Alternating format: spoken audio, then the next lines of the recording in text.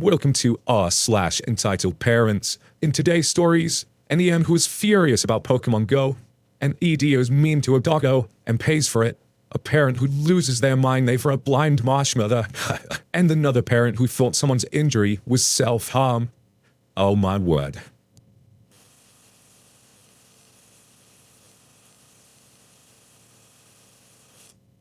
Hey guys, I hope you're well. If you enjoy Reddit stories, don't forget to click that subscribe as you'll love the rest of our content.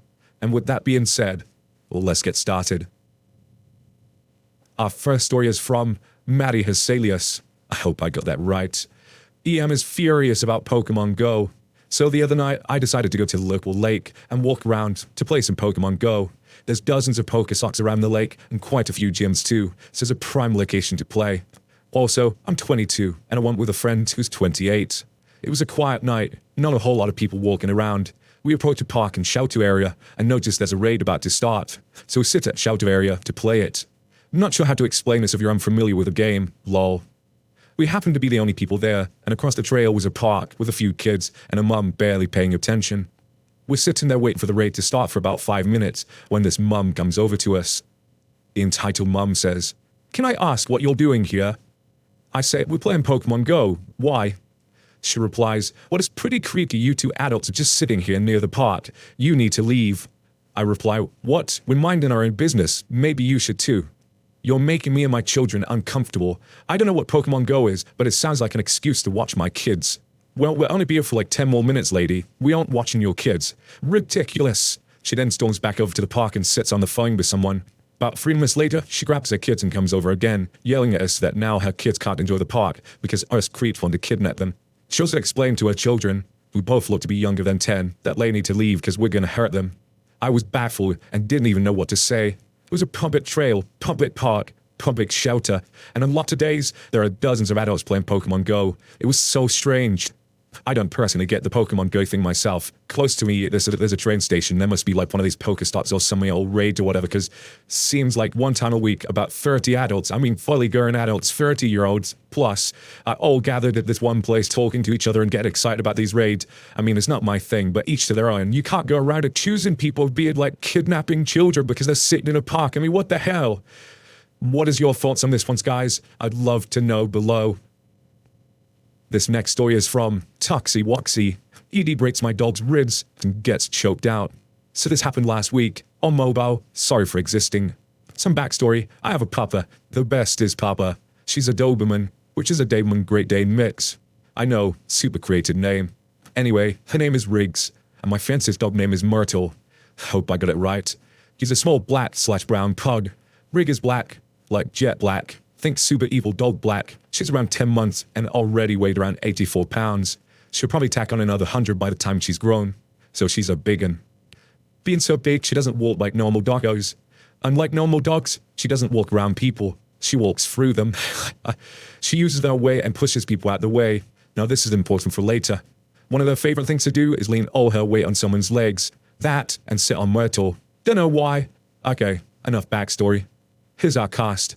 Me, Commander Shepard's sexier cousin. Am I, the missus? I see you lurking, you beautiful lady, you. EK, whiner kid who turned out alright. ED, angry dad. PO, the saltiest sergeant that ever was. Timmy and Mrs. took the kids to the local doggy park. Monitor, looking like a burnt marshmallow, was running around freely. Riggs was on a leash because she's still a pup, and people find her intimidating, so it's just easier. We're walking on to the corner of the park so the kids could do their business, when I turn around to ask the missus for a doggy bag. There's a loud scream. I immediately whip round to see Riggs, tail wagging, tongue flopping around, picture-perfect happy doggo, and about 15 feet away is what looks like a 10-year-old kid, shaking like a leaf about to cry. I say, "Hey kid, you okay?" EK's voice is shaking as much as him. "Keep that monster away from me!" "Kid, you're okay. She's not gonna hurt you. She's a big pushover." I pet her for emphasis, as she flops to the ground and rolls over for belly rubs. I say, "See? Nothing to be scared of." The EK says, "She's not gonna attack me." I say, "Made with kisses, but that's the only thing you have to worry about. Do you want to pet her?" I hold her collar real tight. EK nods slowly and starts inching over to Riggs. Doom is paying maybe 10% attention to EK. As he gets within range, Riggs starts sniffing his hand, then starts licking it. EK giggles and starts rubbing her head. Now Riggs is excited. She's found a new friend to extort itchings and scratchings from, so she starts leaning into the scratches. EK is struggling under the weight because I'm pretty sure they weigh the same. Seeing as they're having fun, I loosen my grip on Rick's collar, and I'm holding the leash. Riggs takes full advantage of that and leads full on into EK, and they both go down giggling. I'm happy I have the kid get over his fear of big dogs, because most big dogs are super chill, good boys and girls. Suddenly, the happiness ends with an ear shrieking, "Hey!" I turn around and see a mid-30s, 5'10" guy stomping his way over towards us, stopping a few inches from my face. Well, neck. I'm much taller than him. The missus gets behind me, which already has me on edge. I don't like her being afraid, but ED says, "Did you just let your dog attack my kid?" I say, "No, they were just playing," and he interrupts me. "You should have this beef put down, letting attack kids like that." I say, "Do you think I'd just stand here and let my dog maul a kid?" The EK says, "Dad, I'm fine, we're just playing." And then I say, "Yeah, the kid was scared of my dog, so I encouraged him to face his fear, and now he's got a new friend." Now, dear readers, to a normal person that sounds very reasonable, but ED only picked up on one thing, and he yelled it. ED said, "You made my son get face to face with this vicious dog." Meanwhile, the vicious dog was whining about not being petted for a whole minute. The missus tugged on the back of my sleeve, and my missus said, "Honey, let's just go." She hated confrontation and wanted out of this. I nodded at her, letting her know that I was going to wrap this up. She nodded and wanted to play Myrtle. I say, "Listen, buddy, your kid is fine. Nothing happened and we're leaving. You're not worth it." While we were talking, Riggs was inching towards EK looking for some pets, said she's horribly neglected. ED sees this and kicks Riggs right in the ribs, hard enough to lift her front paws off the ground. She yelps loudly and forced out whimpering. Now, I'm not a people person. The missus is helping that. I've been doing martial arts for years. It really mellows me out. Great stress relief. So I'm usually a big teddy bear of a man, but nobody hurts my dog. Game the F on. I shove ED hard away from the missus and Riggs. They check on her. She's shaking and crying, but she'll be okay after a vet check. I tell the missus to call the cops, then I go full mama bear and go to confront the ED. I say, "Why don't you keep my dog, you psycho?" The ED replies, "It was trying to bite my kid, so I'm putting it down." I reply, "You're not putting down anything, and the cops are coming for you now." ED sees the missus on the phone and goes to take it from her. I step in front of him, and he takes a swing at me. I push it out the way and get him in a headlock. I choke him out and then drop him face down into the grass. The cops weren't too far away, because they got there within about 10 minutes. In that time, Edie had woken up, tried to hit me again, and ended up pinned down while I waited for the cops. The cop who arrived was this sergeant. This guy had a cigarette in his mouth and looked like he ran out of S to give decades ago. He walks up, and I let Edie go and step back. The police officer says, "What the F has happened here?" Edie starts shouting. "This guy had his beast attack my son, so I stopped it." The police officer looks back at me, who's checking on Riggs. "Is this what happened?" I do my best to calmly give my side of the story, and this police officer's just staring us both down. He looks so dumb with this whole mess. He asked EK what had happened. EK said, "We were playing, then fell, and my dad started yelling. Then he kicked the doggy really hard." The police officer grunted a thank you and stood up. The police officer then said, "Okay, you're both going to come with me for questioning." ED went white as a ghost and started trying to talk his way out of it. The police officer wasn't having it. I say, "No problem, but can I load my dog into the car? She's too heavy for the missus." He nods and lets me. Then we go to the station. We're there for maybe 15 minutes before I'm let go. We press charges, and he gets arrested for battery and animal abuse. I felt bad for EK, but the missus let him play with Myrtle while she waited for me. His mum picked him up, and she was super nice, apologizing profusely for her husband in a way that seems like she's not doing it for the first time. We took Riggs to the vet. She's okay. Edie's kick had cracked a pair of her ribs. She gets some medicine and is currently being spoiled rotten and loving it. Now it's in the lawyer's hands, and I'll update if anything wacky happens. And here's the picture of the doggos. How crazy is that, though? How insane you have to be to actually boot someone's dog hard enough to crack their ribs. I mean, it's not a small dog either. It's a massive dog. That must have been some force. What would you do in a situation if someone done that to your dog? Comments below, guys, as always. Now we have a story from Ruppy Luppy, a great note, entitled "Parents Lose Their Minds Over Blind Marshmallow." Bear with me here, the title will make sense. You'll seem to like my last story about entitled Disney World guests to strap in for round 2. One day I was working with Daymax. He's a squishy, lovable robot. There's a performer inside the costume, of course, who often has problems. In short, the costume is a pain and malfunctions quite a bit. I understand how this can be an inconvenience to guests, but I digress. Anyways, on the day, Baymax had a super short line around 4 p.m.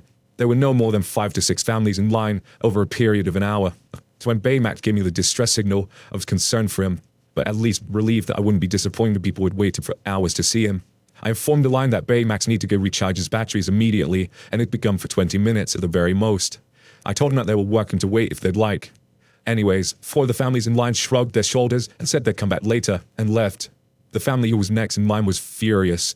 The parents ranted about how they were next to meet Baymax, and they wasted all this time waiting to meet him, and that I could possibly keep them from getting just a quick picture.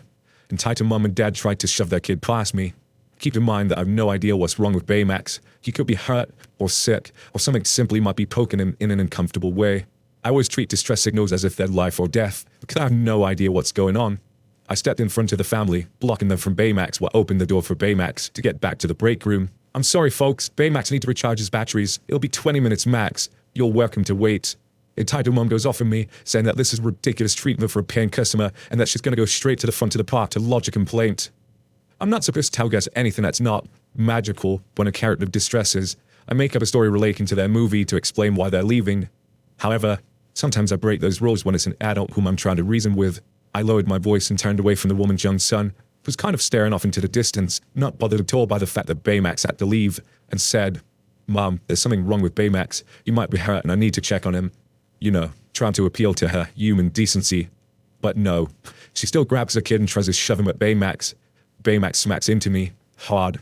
I move between the child and Baymax. It's clear to me that the camera that Baymax uses to see has cut out, and he's blind. He's a big, blind marshmallow that will squash kids by accident and probably hurt himself in the process if I don't get him inside. I eventually was able to guide the blind marshmallow through the door while fending off the entitled parents. Baymax's camera was fixed in less than 5 minutes and was back out meeting the guests in the jiff. Entitled mum and dad come back shortly after Baymax returned, screamed about how I said it was going to be 20 minutes and demand that I let them cut the line, which had 2 families in it. I refused and told them that they could either wait the 2 minutes it would take in line or they could leave. Entitled mum made a big show about writing down my name. I told her to say hi to my supervisor for me and have the most magical day ever. That must have been fun just saying that sarcastically at her. I never quite understand why parents get so riled up, especially when they're at a place like Disney World. You're meant to be enjoying yourself, but they're just getting stressed about lines and things, and come on, man. Whilst we're talking about Disney, what is your favorite character? I'm Preston. I'm a classical man. I love a bit of Winnie the Pooh. I just love that stuff. I think he's funny as hell. Our next story is from Zero the Gopnik. That hurt there. A short memoir, The Parent Who Thought My Injury Was Self-Harm. Yay. This had been on my mind for a few weeks now. After going out, my friend picked up that I had a scar on my arm, close to my wrist. I remembered that the injury was 4 whole years ago. I slipped and made a gash in my arm on a collision with a corner of a brick wall. Ouch. Not too much blood, but enough to still show after all this time.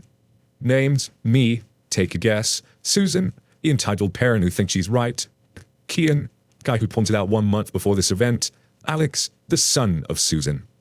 June 8th, I hung about with Kian, and it was boiling. As such, I had a short-sleeved shirt showing my arm. 1/2, insert pastry shop here, and waited around 10 minutes. Stepped behind a child and his mum. Alex was the child, and he took notice of the scar, gazing at it despite the age of it. He made a couple of comments about it, and wouldn't you know it, Susan saw the really old scar. She began berating me for the attention. Kian had me with a word in, since it was too sudden. Anxiety stopped me from forming sentences in time. Then she yanked my arm, dragging me to a policeman. The main area of it was literally 12 feet away from the pastry shop, and told him that I cut myself intentionally. I was asked to lift up my arm, but I was both scared crapless, and my arm felt like it was dislocated. Thankfully not. Kian was arguing with Susan, speaking a gospel truth about the injury, but Susan still believed it was self-harm. I tried to explain it as best as I could, but as soon as I opened my mouth, she swung her handbag and caught me in the jaw. No teeth lost, but cut the inside of my mouth something fierce. I spat blood onto the ground, and I guess that really irked off Kian. He kicked her hard in the back of the knee, yelling to the officer nearest to Susan to restrain her. The officer saw that as defense, so he was able to do that legally. In my wallet, I keep documentation that proves my disabilities. In this case, autism, Asperger's, and hypermobility in the legs mean that she attacked not only a minor, no ID in my wallet, but a college lanyard, but against someone who was disabled. Kian helped me back up, a dead-stead Susan, saying the one thing I like remembering: you touch his lap error again, but he'd get another reason to leave you for his PA. You ain't looking for goddamn attention, but you sure as hell are. You finished off with, "Have a nice day," followed by the most sarcastic iteration of "Mom" I've ever heard. You may have also muttered skank as well, or at least that's what he told me. So if there wasn't much speech, since I've got a crap memory, what I remember is the pain and the idiocy of Susan. What is it with these entitled people pulling people up about scars in their arm? Even if it was a self-harming scar, people that self-harmed have gone through enough in their lives. They've obviously got some issues. And for you to pull it up and say that they're horrible and whatever, I mean, come on, man. What kind of world do we live in when there's people kicking others down that are already sort of fighting their way up? You know, it's just ridiculous. And as always, what would you do in that situation? I would love to know in the comments below. If you enjoyed this content, we'd love to see some more. It's on the screen right now. I hope you enjoyed, guys. Thank you for being here. Take care. Goodbye.